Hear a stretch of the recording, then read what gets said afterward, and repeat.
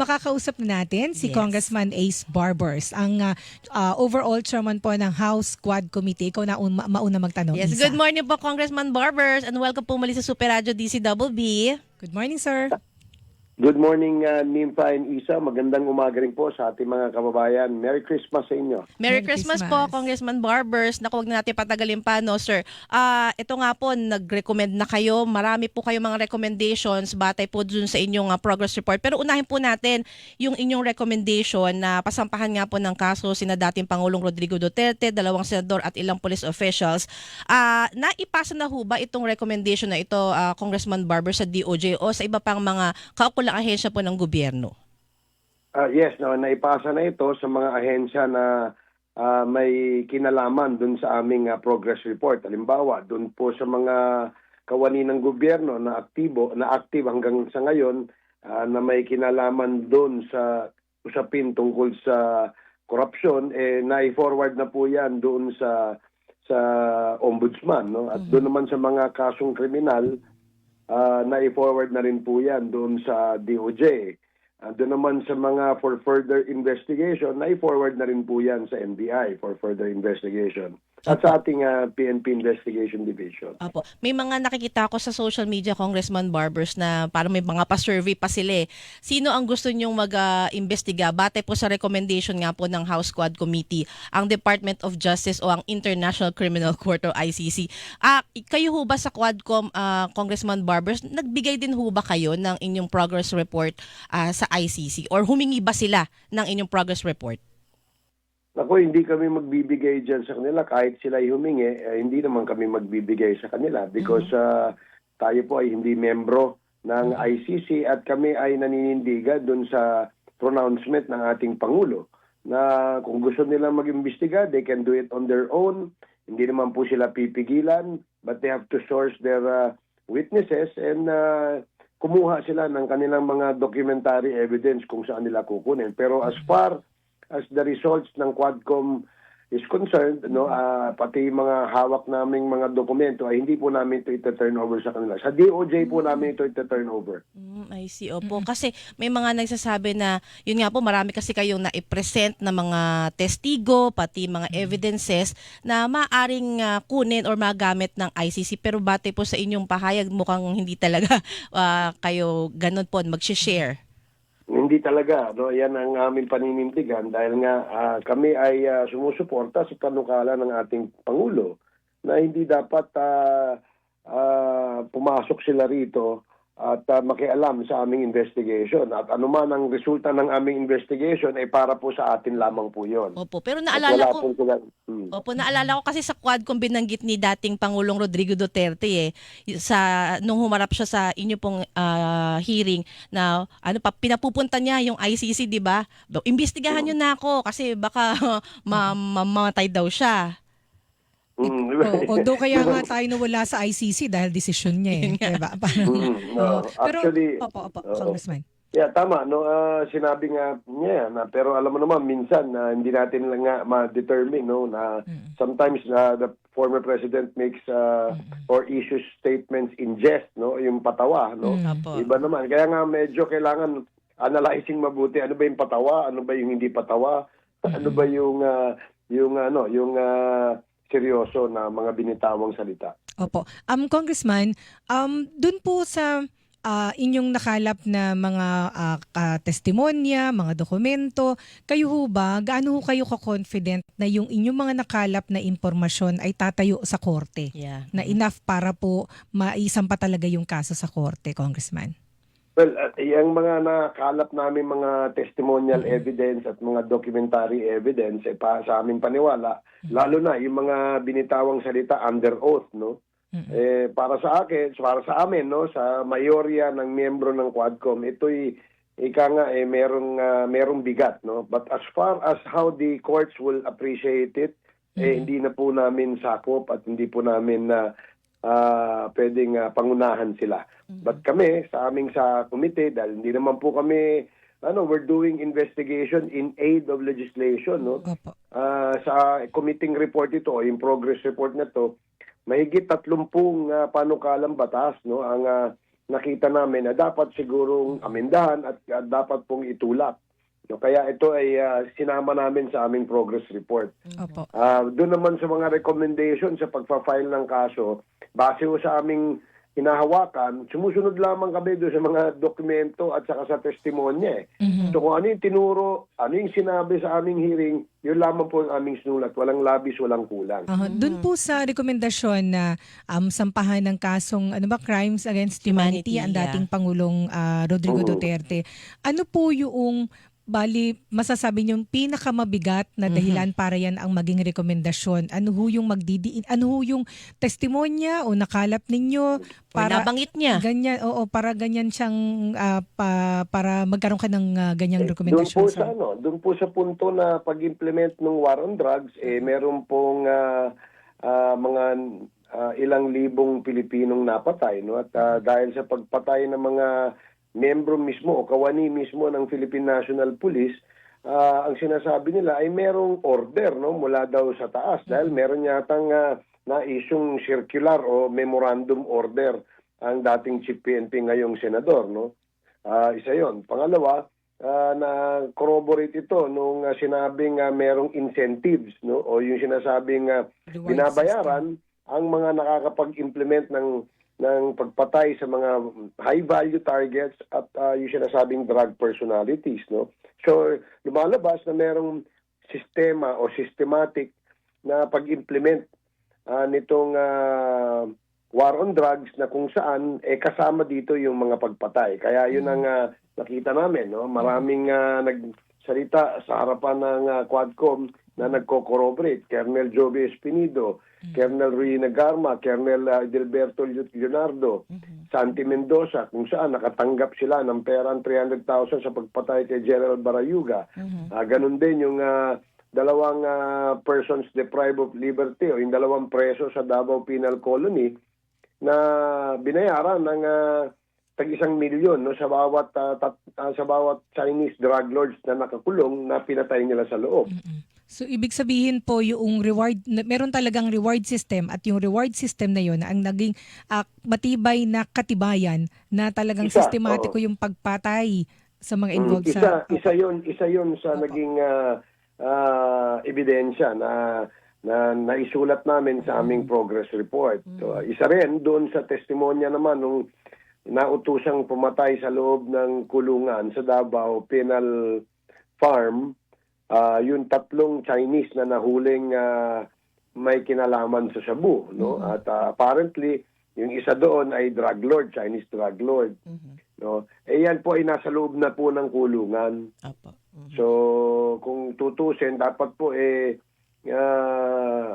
sila, hindi ho mamatay yan o kung unless may sakit at doon siya namatay. So yun ang mga punto na sinayt namin yan at sinulat namin yan sa aming report. Wala ho kami dinagdag kung ano po yung narinig, nakita, napanood, nabasa, yun po ang aming isinulat. Opo, yun nga po no, Congressman Barbers, kasi may mga, syempre hindi po maiiwasan, may mga criticisms po laban sa inyo pong lupon sa House Quad Committee. Ang sinasabi, politically motivated or hearsay yung ilan po sa mga nakasaad po sa inyong progress report. Ano pong masasabi nyo rito? Well, natural talaga yan, no? Talagang maraming kritisismong lalabas, no? Hindi naman namin kinakaila na meron talagang mga hearsay, no? Na doon sa humarap sa amin, wala silang personal knowledge, halos yung ibang kanilang binitawang testimonya ay hearsay, kaya hindi yun namin sila sinama. Dahil kung siyasama namin yung mga hearsay, napakarami ho yan at sa tingin namin walang value na makakadagdag doon sa aming committee report. Sabi ho ni Senator De La Rosa at Senator Bongo, ito'y politika para anong tawag dito? Tinatarget sila para hindi sila manalo sa susunod na eleksyon o yes, para daw walang haharang doon sa impeachment ni Vice President Sara Duterte. Ay kung talagang mananalo sila. Hindi naman kailangan na harangin, no, yung kanilang pagkapanalo. Kung talagang nakita ng ating mga kababayan na sila ay karapat-dapat sa Senado at malaki ang kanilang ambag sa ating lipunan, malamang mananalo ulit sila. Pero ibang usapin, no, yung yung accountability. Ibang usapin yung sinasabing panagutan, yung may mga panagutin, yung may mga pananagutan, no? Ibang usapin yun. Opo. Dahil nga dito sa ating sa ating hearing, may nakita tayo na may dapat managot at may dapat panagutin. No? Yun no ang aming report, no? Kung ito ho ay madidismiss, talagang siguro may pagkukulang ang aming nakalap na mga ebidensya at irerespetuhin po namin yan. Tsaka yun sa inyo naman ho, sir, tawag dito, nangalap kayo ng ebidensya, nasa ano na yun sa sigasig ng prosecution na Yes, kumalap oo, naman nasa ng mga korte. ebidensya, di ba? Pero, Tama, oo. pero kung kayo po ang tatanungin, Congressman Barber, satisfied po ba kayo sa inyong naging progress report? Well, ayan na, pinag-isipan, pinag-aralan, pinag-debatihan namin yan sa loob ng komite at mayorya ay sang-ayon sa mga opinyon na nasasaad dyan sa committee report na yan. Kaya naman kami bilang mga chairman ng Quad Committee na ito, talagang kung ano ang desisyon ng mayorya, yun po ang aming sinusuportahan. Sir, dun sa Pogo, Yan, go. sa Pogo, hindi ko kasi nasundan may rekomendasyon din ho ba kayo na kasuhan yung, di ba, sina Michael Yang, yung mga involved sa Pogo, at naikonekta ho ba sa dating Pangulo yung mga Pogo? Yung pagkakakonekta ng dating administrasyon at ni dating Pangulo dyan ay yung punto na kung saan ay ang ating executive branch of government ay naging kongreso kung saan nagpasa sila ng isang executive order na Allowing parang nagbigay ng pagkakataon sa mga pogo operators na pumasok sa atin na hindi na tinitingnan yung limitasyon na nakasaad sa ating saligang batas sa kanilang pagmamay-ari. Isa 'yon, no? Pangalawa, inilabas po sa mga exclusive zones o exclusive economic zone authorities itong pag-ooperate ng offshore gaming operations, no? Meron pong batas diyan na yung charter po ng CESA, yung charter po ng APECO, nakalagay po doon na doon lamang po sila pwede mag-operate ng offshore gaming operations. No? Hindi po pwede dito sa labas. Kagaya nung nangyari, napunta sa Banban Tarlac. Nagkaroon ng Pogo Hub. Meron Pampanga, may Pasay, Las Piñas. Nagkaroon din ng Pogo Hub dyan sa Pampanga. Meron sa Las Piñas, meron sa Pasay, meron sa Makati. Halos lahat po, kumalat po itong Pogo. Dahil nga ang aming paniwala, base sa aming nakalap na ebidensya, itong Pogo ay ginamit lamang na hugasan ng pera ng mga sindikato na mula sa illegal, no? Yung mga drug money, mga illegal gambling money, human trafficking money, dyan po nila hinugasan para maging legal. Na sa ating paniwala, hindi naman dapat. Unang-una, yung sugal na Pogo, ay doon kung saan ito'y nagmula, ito'y illegal, no? Dahil ito'y China sa kanila mismo, illegal ito, pero dito sa ating ginawa nating legal. Dahil ang kanilang pangako ay magbibigay sila ng sapat na revenue o pondo sa ating gobyerno na hindi naman nangyari. So dahil po dyan, meron din ho ba kayong rekomendasyon na kaso laban sa dating Pangulo dahil po sa pagpapahintulat ng Pogo? Wala pa. Kasi hindi pa kami halos tapos dyan sa Pogo. Pero tutumbukin po ninyo, sir. Pagka nakakuha po kami ng mga sapat na mga dokumento at ebidensya na tungkol dyan, no? At sino panagutin ang dapat managot. No? Although sa aming progress report, meron kaming sinabing kasuhan dyan, no? Imbestigahan at kasuhan itong si Attorney Harry Roque, Cassandra Leong, Alice Lealgo, certain Chinese, I think mga Chinese Yes, sir. nationals kasama rin po dyan. So, yun ang hindi pa kami tapos. Kala nga namin, last na sana yung sa Pogo, no? Opo. But marami pa palang development. Meron nga nung bago na namang financier na accountant daw ng isang isang Pogo.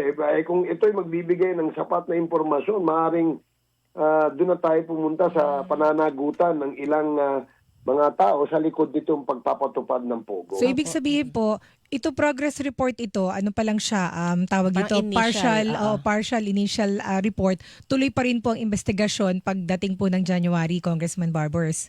Yes, that is correct. No? Kasi kaya naman hindi pa namin tiniterminate dahil nga sa dami nung gustong mag-testify at nag-submit ng mga dokumento sa amin. Di ba, gagaya lagi kong sinasabi na binivet po ito ng aming legal team bago po sila iharap sa amin, no? Apo. At iharap sa committee sa open hearing. So, dahil po ito, ayaw naman po namin baliwalain, no? At i-ignore. Pag matapos na namin sila, maaaring pwede na kami mag-terminate. Ayun. Pero Linawin sa ko ngayon, meron pa ho. Apo, linawin ko lang po, Congressman. Bale, yung sa Pogo po, sure, meron pa rin na susunod na hearings. Pero yung po sa issue po ng EJ case, tinuldukan nyo na ho ba o meron pa rin po kayong gagawin dyan na investigasyon? Marami pa rin gustong magsalita tungkol dyan, no? Kasi apparently, bigyan ko lang kayo ng idea kung ano, no? Apo.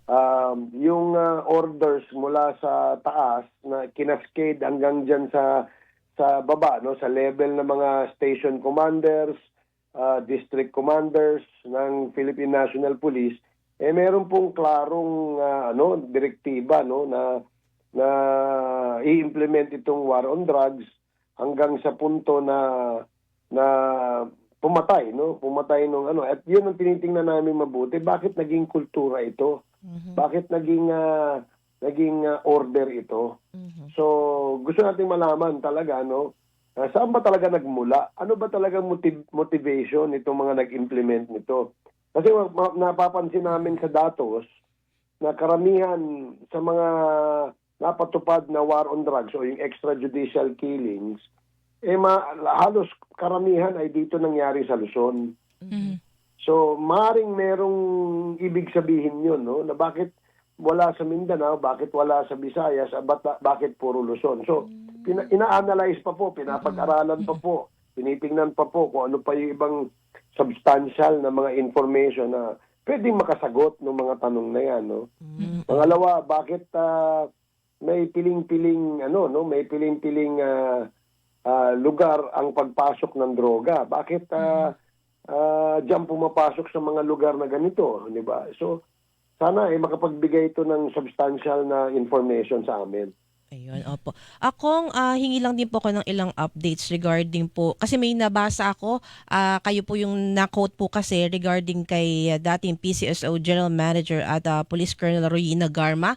Humihirit daw po ng asylum. Tama po ba? I think I was informed, no. Hindi ko lang ma-verify kasi yung mga abogado niya na humarap sa amin sa Kongreso ay tinatanong namin, no, kung ano na yung status ni Colonel Garma kasi so far wala kaming balita, no. I think it's DOJ who's pretty much aware kung ano nang nangyari o ano nang status ngayon ni Colonel Garma.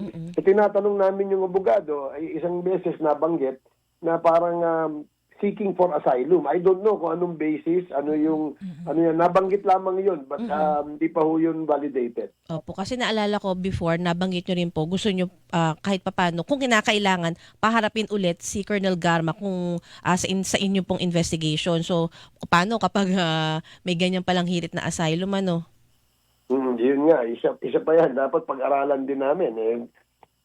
Dapat harapin niya. Ngayon nagrekomenda kami ng kaso sa kanya dito sa Pilipinas. Siguro dapat maging available siya sa pagpatawag ng investigasyon ng NBI. Dapat tumarap siya. Otherwise, pag siya tumangging humarap at magtago, ika nga, flight is indicative of guilt, no? Kaya baka yun ang isipin. Opo. Isa pa po, Congressman Barbers, kasi naghain po si Ginang Myla Roque sa Korte Suprema last Wednesday po ito, no, ng petition for certiorari and prohibition na humihiling na tanggalin po yung contempt and arrest order laban po sa kanya ng House Quad Committee. Nakarating na rin ho ba sa inyo itong information to? Kasi usually, hininga po kayo ng ng komento, di ba? Ako personally, wala pa akong nabasang no. Nakita ko lang sa media So I was hoping that if a copy of the petition is sent pinadala sa Kongreso, mabibigyan po ang mga chairman yan. Opo. Yan. Ito po, total na banggit ni Isa yung kay Myla Roque. kumusta ho ba yung contempt kasi may progress report kayo tapos papasko yung ililift ho ba yung contempt ninyo kay Attorney Harry Roque sa asawa niya at sa iba pang nakakontempt po at ipinakulong? So far, walang naging ganung desisyon ang Quad Committee kasi dahil nga sa kanilang pagtangging pagharap at hindi pag-isnab sa aming invitation at sa hindi pagrespeto ng mga rules, sa aming palagay na hindi siguro karapat-dapat pa na ma-elite yung contempt, no? Kaya gusto namin talaga na sila'y humarap muna dahil yun po ang panawagan ng mayorya ng miyembro. Sir, walang consideration kahit Pasko naman po. Papasko. Alam nyo, ano talaga kung siya lang ang magdedesisyon, sana matagal na yan, dali. No? Ang problema, ito po pinag-uusapan, pinagdedebatihan sa komite. At kapag ito hindi nakakuha ng numero na mayorya, mahirap naman po na ipilit yung desisyon ng ilan na hindi naman po majority sa membro ng komite. Yun nga. Last question na rin po regarding sa contempt. Kasi may grupo po ng mga police na binabatikos po ang Quadcom dahil tila naabuso raw po yung contempt. Kasi halimbawa po kay Colonel Hector Grijaldo, nasa house ngayon dahil detain siya. Detain siya. Tapos yung pong kay dating PIDEA DG Wilkins Villanueva, na contempt din siya. Although sa January pa magiging effective, diba, Congressman Barbers, yung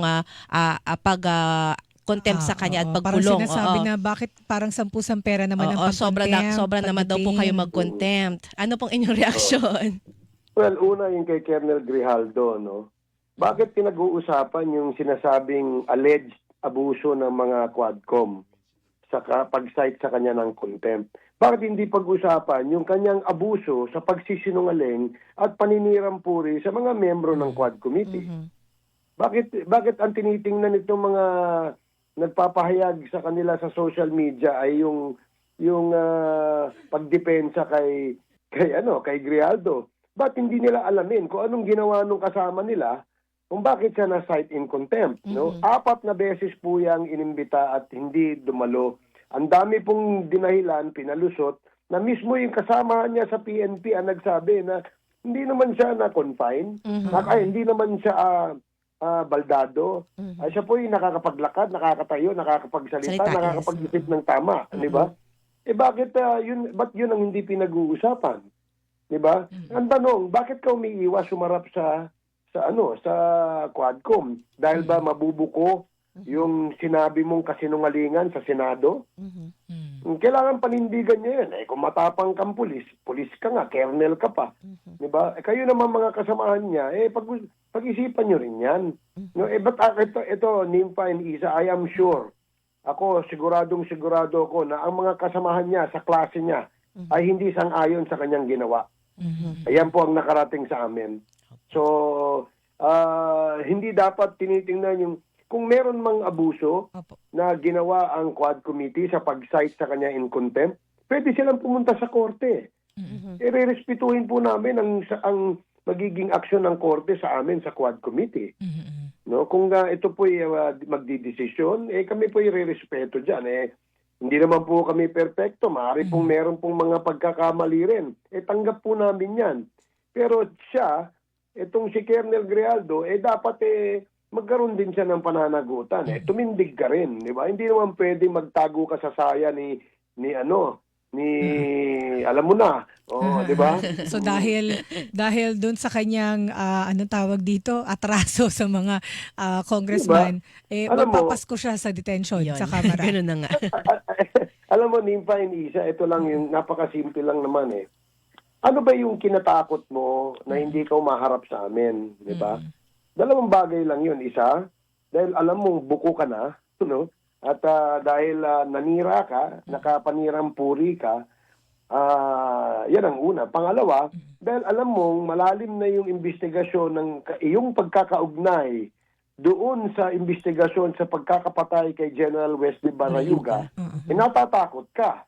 Yun lamang ang aming nakikita dyan. Ngayon, kung maninira ka, doon ka, dadaanin mo pa sa social media kasama ng mga bayarang vloggers na narco-vloggers at yung mga pogo vloggers, yan ang dedepensa sa'yo. Pero I am certain, I am 100% sure na mayorya sa kasamahan niya, sa klase niya, sa PNPA Class 1997 or 96 ba o 97, 97 siguro, hindi sang-ayon sa kanyang ginawa. Ayun. And with that po, Congressman Barbers, maraming pong salamat sa lagi niyo pong panahon sa amin. So abangan po Really namin yung appreciate mga po.